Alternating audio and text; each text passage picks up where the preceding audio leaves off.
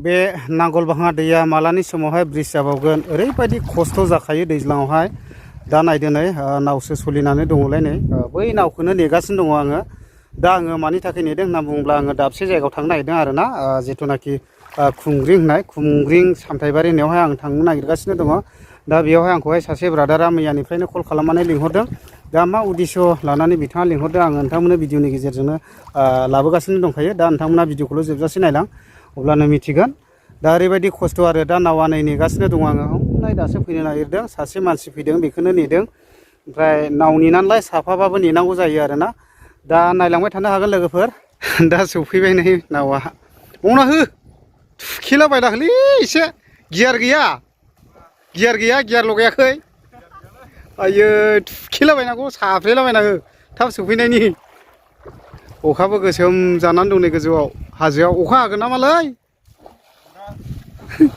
मावना हो जावनाया दा बे नावजोंनो बारलांसिगोन आरो आङो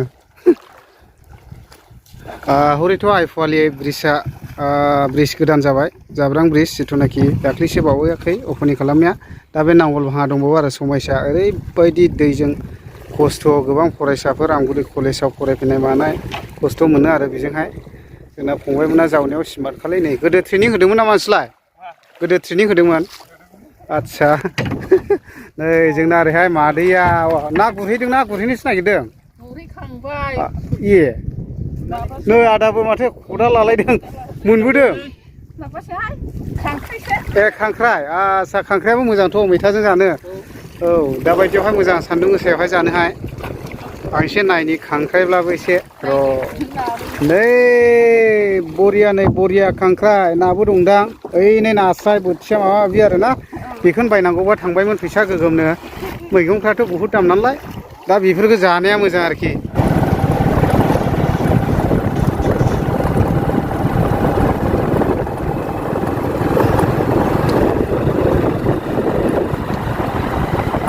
दायो आइफवालि जाब्रां ब्रिज मोनबाय आङो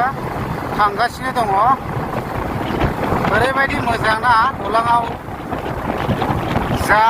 बार नाङो दायो आङो जि जायगायाव फैदोंमोन खुंग्रिं सामथाइबारि फाइनालि आङो मोनफैबाय नै बे न'खरावनो आंखौ लिंहरदों दा बियो मोनसे बर' न'खर दा आङो फाइनालि मोनफैबाय दा मा उद्देश्यनि थाखायहाय लिंहरदोंमोन फंबाया दा आं नोंथांमोननो भिडिअनि गेजेरजों लाबोगासिनो दङ लोगोसे बेयावहाय गामिनि थागिबिफोरा दंफैयो नै गासिबो सारियाव जिरायनानै दायो नै बे फंबायानो आंखौ बिसिम लिंहरदों फंबाय नोङो मा उद्देश्य लानानै लिंहरदोंमोन दा बुंनो हागोन आं आदाखौ लिंहरनायनि जाहोना बेनो जे आं बेमाल स्कुलाव क्लास 9 आव फरायोमोन आंनि मेगननि हालोदनि थाखाय आं फरायनो हायासै बेनि थाखायनो आं आदाखौ लिंहरनाय जादों आं रायजो राजाफोरनाव एसे अनसुंथाइ बिनो थाखाय आं आदाखौ लिंहरनाय जादों बेनि थाखायनो आरो आं फरायनायखौबो आं दोनथ'नाय जाबाय आंनि मेगननि थाखाय आं लाजिनायजों मानायजों आं फरायनो हाला बेनि थाखायनो आं लिंहरनाय जादों आदाखौबो एसे मिडियायाव होनो होननानै बेनि थाखायनो आं जोंनि सार प्रमद बर'खौबो आं खावलायहरनाय जादों सारा अननानै थाइसे थाइनैसो हरगोन खोमा होननानै बेनि थाखायनो आं बेनावबो निमाहा बिहरबाय आरो जोंनि साफ्रोमबो रायजो राजा नोंथांमोननावबो आइ आफामोननावबो आं बिसिनाव अनसुंथाइ एसे जा थाइसे थाइनै हरो आं बिसिनाव एसे बिनाय जाबाय दा नोङो बे बेमारखौहाय जेनेबा डक्टरफोरनाव देखायबायमोन नामा बबावबाफोर देखायाखै दा निस्सय खोनाबाय नैबे फंबाया ओरैबायदि दुखुनांथाव मानो होनना बुङोब्ला बियो क्लास 9 आव फरायबाय थानाय समावनो हठात बिनि देहायाव मोनसे बेमारा साग्लोबो दा बेखौ लानानै बे फंबाया फरायनायखौ दोनथ'नो गोनां जाबाय दा बेनिखायनो बे फंबाया रायजो राजानिसिम थाइसे थाइनै अनसुंथाइ मागिनो गोनां जाबाय दा प्लिज रायजो राजा नोंथांमोन अननानै बे फंबायनि थाखाय जेन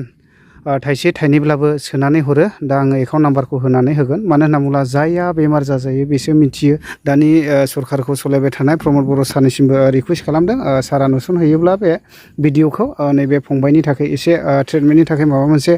सहाय होयोब्ला माने फंबाया गोजोननाय मोनगौ मानो होनना बुङोब्ला बे फंबाया फरायगासिनो दं ओरैबायदि गोसो फरायनोहाय दा न'खराव ओरैबायदि गोरिब नै बिफाया बेनो आरो बिमाया बेनो दा आंखौ बिसिम लिंहरनाय हिसाबै आङो दंफैयो लोगोसे गामिनि माखासे दैदेनगिरिफोर दङ आं गामिनिफ्रायबो मिथिना लागोन गामिनि माखासे दैदेनगिरिफ्रा रायजो राजानिसिम मा मेसेज हरो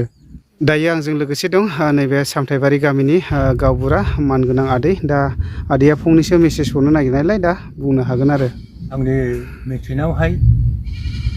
नैबे गैयंसाया उम फरायफुबाय थादोंमोन नाथाय बे नैबे मेगननि माखासे बेमार साग्लोबनायाव बे फरायनायावबो खिन्थु जथेस्थ' मोजांमोन बे गथ'आ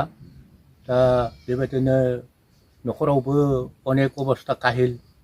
बेखौ आंबो मिथिगौ बयबो रायजो राजाबो मिथिगौ दानि अबस्थाखौ बेबायदि अबस्थायैनो आजिलै दिनैसिमहाय बे खस्थ' भग खालामनानैनो बे गैयंसाया दासिमबो खस्थ'यै दङ दा फरायनायाव जथेस्थ' मोजांमोन नाथाय बे मेगननि बेमारनि जाहोनावनो फरायनायनि आरो आर्थिक अबस्थानि माखासे बेले बेजेयाव बे फरायनायखौ दा बन्द' खालामबाय थानो गोनां जानांबाय दा बावहाय